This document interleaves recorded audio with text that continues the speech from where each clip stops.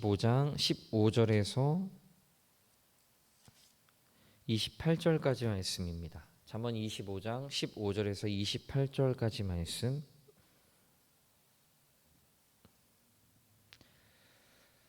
우리 함께 합독하도록 하겠습니다. 다 같이 읽겠습니다. 시작.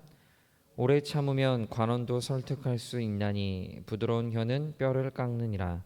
너는 꿀을 보거든 조카리만큼 먹으라. 과식함으로 토할까 두려우니라. 너는 이웃집에 자주 다니지 말라. 그가 너를 싫어하며 미워할까 두려우니라. 자기의 이웃을 쳐서 거짓 증거하는 사람은 방망이요 칼이요 뾰족한 화살이니라. 환난 날에 진실하지 못한 자를 의뢰하는 것은 부러진 이와 위골된 밭 같으니라. 마음이 상한 자에게 노래하는 것은 추운 날에 옷을 벗음 같고 소다 위에 식초를 부음 같으니라. 내 원수가 배고파하거든 음식을 먹이고 목말라 하거든 물을 마시게 하라. 그리하는 것은 핀 숯을 그의 머리에 놓은 것과 일반이요 여호와께서 내게 갚아 주시리라. 북풍이 비를 일으킴 같이 참수하는 혀는 사람의 얼굴에 분을 일으키느니라. 다투는 여인과 함께 큰 집에 사는 것보다 움막에서 혼자 사는 것이 나으니라. 먼 땅에서 오는 좋은 기별은 목마른 사람에게 냉수와 같으니라. 의인이 악인 앞에 굴복하는 것은 우물이 흐려짐과 샘이 더러워짐과 같으니라. 꿀을 많이 먹는 것이 좋지 못하고 자기의 영예를 구하는 것이 헛되니라. 자기의 마음을 제어하지 아니한 자는 성읍이 무너지고 성벽이 없는 것과 같으니라. 아멘. 오늘 잠언요, 이웃의 관계가 큰 틀이라고 볼 수가 있습니다. 우리가 이웃의 관계에서 어떻게 해야 지혜롭게 할 수가 있는지에 대한 말씀인데요. 특히 그 중에서 우리가 한 단어의 그 이웃과의 관계 안에서 한 단어에 우리가 좀 집중을 하려고 하는데 그게 바로 절제입니다. 절제. 절제란 단어가 우리가 타인과의 관계를 맺으며 살아갈 때 여러분 필수적이다라는 것들을 평소에 생활하시면서 경험을 해 보셨습니까? 우리는 이웃과의 관계에서 다른 사람과의 관계에서 절제에 대해서 그렇게 큰 의미를 두지 않고 살아갈 때가 참 많은데 우리가 사람들과의 관계에서 이 절제라는 것은 굉장히 중요하다라고 볼 수가 있는데 이 말씀에 대해서 우리 한번 좀 오늘 집중적으로 함께 좀 나눠보는 시간을 갖도록 하겠습니다. 먼저 16절의 말씀입니다. 16절 보시면은 너는 꿀을 보거든 조카리라만큼 먹으라. 과식함으로 토할까 두려우니라 라고 말씀하고 있습니다. 자, 먼저 보시면 이 분위기, 이 말씀의 분위기는 그저 내 집에서 내가 절제하지 못하는 무절제하게 먹는 상황으로도 생각할 수 있지만 그 다음에 보면 이웃과 관계가 17절에 나오는데요. 이거는 이웃과의 관계에서도 적용해 볼 수 있는 말씀입니다. 이웃집에 우리가 만약 초대를 받아서 다른 사람의 초대를 받아서 음식을 먹게 되는 경우라고 할 수가 있는데 대접을 받아 음식을 먹는데 감사히 즐거이 먹는 것까지 좋은데 거기서 절제가 되지 않습니다. 심지어 어떻게까지 먹냐면 토하기까지 먹는다라고 얘기하는데 솔로몬은 이것이 어리석은 행동이다라고 합니다. 상대방의 그 호의를 받는 것에 대해서도 우리에게는 절제가 필요합니다. 우리는 무작정 다 받아들인다라는 것들에 대해서 뭐 그렇지 않겠지만 여기서도 꼭 절제가 필요한데 가장 잘못된 케이스는 상대방의 그 배려에 감사하지 않고 더 많은 요구를 하는 경우도 있습니다. 철저히 절제가 결여된 행동이고 이것은 관계를 망치는 지름길이다라고 볼 수가 있습니다. 우리가 상대방이 우리들에게 호의를 베풀었을 때 그것에 대해서도 우리가 감사히 여기되 그것에서 무절제하게 다 받아들이는 것이 아니라 어느 정도 선을 끊어줘야 된다는 것들, 받는 것조차도 이래야 된다는 것들을 오늘 우리 말씀이 이렇게 우리들에게 이야기하는 것을 볼 수가 있고요. 연이어서 17절의 말씀을 보면은 내가 이웃과 친해진 관계가 되었다라는 것들을 좀 보게 되면은 이 친해진 관계에서도 우리가 어떻게 해야 되는지에 대해서 이렇게 이야기를 하고 있습니다. 17절 말씀을 보시면은 너는 이웃집에 자주 다니지 말라. 그가 너를 싫어하며 미워할까 두려우니라. 상대방과 이웃과 친해졌었는데 우리가 친해졌다라고 하더라도 우리가 눈치 없게 행동하는 경우들을 볼 수가 있습니다. 뭐냐면은 절제가 없는 상태로 이렇게 보면은 진짜 뻔질나게 드나드는 거예요. 뻔질나게 그 사람과 이렇게 만나는 부분들이라고 볼 수가 있습니다. 여러분, 어떤 관계든지 적절한 거리가 필요합니다.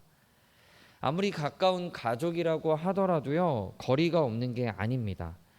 우리가 사이좋게 지내자, 사이좋다라는 이야기를 이렇게 가끔씩 사용하는데, 이 사이좋다라는 것들을 사용할 때도 이 말조차도 사이가 좋다라는 거는 너와 나의 간격이 적절하다라는 의미입니다.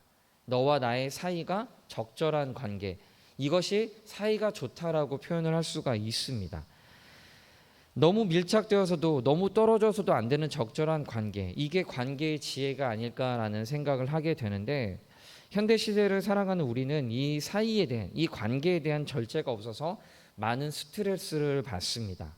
너무 가깝기 때문에, 때론 너무나 멀기 때문에 상대방에게 주고받는 스트레스가 참 큽니다. 여러분은 적절한 사이를 두고 다른 사람들과, 타인들과 관계를 맺고 계십니까? 특히 가족과의 관계에서는 우리는 이 사이에 대해서 많은 고민을 하게 됩니다. 아무리 가까운 부부 관계, 부모와 자식과의 관계 사이에서도 이 적절한 거리는 분명히 필요합니다. 이 말은, 적절한 관계라는 것은 다른 말로 존중입니다. 존중. 나 자신을 절제함을 통해서 나의 함께 관계를 맺는 상대방을 존중하는 것입니다. 내 권한과 내 힘을 남용하지 않고 상대방을 존중하고 사랑하기 때문에 그 사람을 인격적으로 대해주는 것. 가장 가까운 관계에서 여러분, 이런 마음과 자세로 여러분은 가족을 대하고 계십니까? 우리 자신을 다시 한번 좀 돌아보기를 원합니다. 우리는 친하다고 하면은 거리낌 없이 행동하는 부분들이 참 많은데, 가장 가까운 관계에서도 우리가 지킬 것은 지켜야 되는 것들이 사람과의 관계입니다. 교회 안에서 이것이 지켜지지 않아서 참 많은 분란이 일어나고 참 많은 상처를 보게 되는데, 여러분, 이 사이좋다라는 것들을 다시 한번 좀 기억할 수 있는 우리 성도님들이 되시기를 부탁드립니다. 자, 그 다음으로 이웃과의 관계를 좀 더 들여다보면 18절에 보시면, 자기의 이웃을 쳐서 거짓 증거하는 사람은 방망이요 칼이요 뾰족한 화살이다 라고 말씀하고 있습니다. 이건 쉽게 말해서 위증입니다. 위증. 이거는 일단 이 말씀이 나온 배경은 재판석에서 내 가까운 지인들에게, 내가 가까운 관계를 맺는 사람들에 대해서 위증을 하게 되게 되면은 이것이 얼마나 큰 피해로 오게 되는지에 대한 말씀이지만, 이것을 만약 재판 자리에서도 해당되지만 실생활에서 우리들에게 가져오게 되면요, 우리가 다른 사람에게, 가까운 지인인 가까운 사람들에 대해서 비방을 하거나 거짓말을 하거나 거짓 소문을 퍼뜨리는 경우에 이것이 얼마나 큰 상처가 되는지에 대한 말씀이라고 볼 수가 있습니다. 여러분, 이런 거짓말, 이런 위증은요, 치명적입니다. 어느 정도 파괴력을 가지냐면, 여기서 말하면은 방망이요 칼이요 뾰족한 화살이다라고, 이것은 상대방에게 씻을 수 없는 상처를 주는 말씀이라고 볼 수가 있습니다. 내 편의와 내 합리화를 위해서 상대방에 대해서 잘못된 말을 여러분 절대 하셔서는 안 됩니다. 우리는 은연중에 그 상황을 모면하기 위해서, 아니면은 다른 사람보다 내가 더 낫다라는 것들을 표현하기 위해서 상대방에 대해서, 누군가에 대해서 우리는 거짓 증언을 하거나 거짓말을 하거나 아니면 폄훼하거나, 이런 것들을 우리가 좀 자주 잘못하는 실수라고 볼 수가 있습니다. 근데 그걸 통해서 내 잘못된 거짓말로 인해서, 내 거짓말로 인해 가지고 그 사람이 받는 상처가 클 수가 있다는 것을 우리는 늘 기억하셔야 됩니다. 내 말 한마디에 인격살인이 일어날 수 있다는 것을 우리가 꼭 명심해야 됩니다. 위증하지 않는 것, 거짓말하지 않는 것, 특히 다른 사람에 대해서 우리가 거짓말하지 않는 것, 여러분, 여기서도 절제가 필요하다는 것을 다시 한번 기억하시기를 부탁드립니다. 다음으로 20절 말씀을 보게 되면요, 고통받는 이웃과의 관계에서 절제를 이야기합니다. 마음이 상한 자에게 노래하는 것은 추운 날에 옷을 벗음 같고 소다 위에 식초를 부음 같으니라 라고 말씀하고 있습니다. 여러분, 지금 이게 어떤 상황일까요? 쉽게 말해서 고통받는 사람이 내 주위에 있는데, 이 사람에 대해서 내가 위로한답시고 노래를 불러주는 겁니다. 그러나 이것이 그 사람에게 큰 고통이 될 수 있다는 것입니다. 여러분, 관계에서 늘 내 입장에서만 생각은 상처를 주는 지름길입니다. 내가 아무리 하고 싶은 말이 있고, 내가 아무리 그 사람에게, 고통받는 사람에게 해주고 싶은 말이 있더라도요, 상대방을 위해서는 우리는 절제해야 됩니다. 내가 신앙적으로 조언을 해주고 싶어도 그것이 상대방에게는 큰 상처가 될 수 있다는 것은 우리는 늘 명심해야 됩니다. 특히 신앙생활 10년 차 이상 하신 성도님들은 여러분들 이걸 위해서 꼭 기억하셔야 됩니다. 우리가 어느 정도 신앙을 쌓였으면은 아는 것들이 많아지고 경험한 것들이 많아지기 때문에 이 경험을 모든 사람들에게 다 똑같이 적용해 버립니다. A라는 사람이 다르고 B라는 사람의 고통이 다르고 C라는 사람들의 아픔이 다른데 우리는 내가 가지고 있는 경험들로 인해 가지고 A, B, C에게 동일한 적용을 해버리기 때문에 이것이 이 사람한테는 감사가 될 수 있지만 이 사람한테는 고통이 될 수 있고 이 사람한테는 정말 씻을 수 없는 상처가 될 수가 있다라는 겁니다. 우리는 너무나 쉽게 이야기하려는, 너무나 쉽게 조언을 하고 너무나 쉽게 공감을 하는 부분들을 보게 되는데요. 여러분, 그저 기도하고 있다, 내가 기억하고 있다, 함께 마음 아파하고 있다라는 말 정도만 해도 충분합니다. 우리의 말이 많아지고 말에 불순물이 많이 껴있기 때문에 오히려 상대방에게 상처를 주고 그리고 아픔을 주고 있는 게 아닐까라는 것들을 우리가 우리 말을 다시 한번 좀 점검하시기를 부탁드립니다. 결론적으로 27절과 28절을 보면 다시 처음 앞에서 나왔던 15, 16절에서 나왔던 꿀에 대한 이야기를 하면서 절제에 대해서 우리에게 다시 한번 각인을 시켜주는 말씀을 보게 됩니다. 특히 이 절제가 이웃과의 관계는 물론 내 자신과의 관계에서도 필요한 것을 말씀하고 있는데요. 꿀을 이야기하는 건 뭐냐면 꿀은 어느 정도 먹는 것은 좋지만 지나치게 되면은 해가 된다. 다시 말해서 영예를 추구하고 명예를 추구하고 나의 유익을 추구하는 것도 어느 정도 선은 좋지만 이것이 나를 망가뜨리는 행위가 된다는 것. 결국 나를 제어하는 것은 나를 지키는 것이다라는 것들을 우리들에게 말씀하고 있는 것입니다.